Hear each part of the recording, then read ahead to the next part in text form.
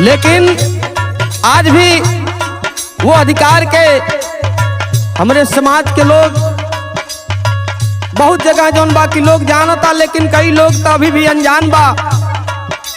बाबा साहब कहली सर्वप्रथम की शिक्षित बनो, काहे कि शिक्षा शेरनी का दूध है, जो जितना पिएगा उतना दहाड़ेगा। यह नाते से पहले प्रथम जरूरी बा कि शिक्षा ग्रहण कई, लेकिन समाज के लोग आज भी कहीं न कहीं भटकता। यह नाते से बाबा साहब के सपना अधूरा बा। यही से अंतिम लाइन में कहे के पड़ल का,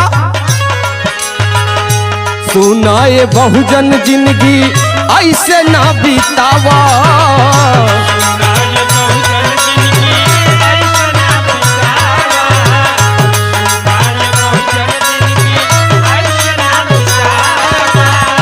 शिक्षा से नहीं आ बाबू भैया हो लगावा।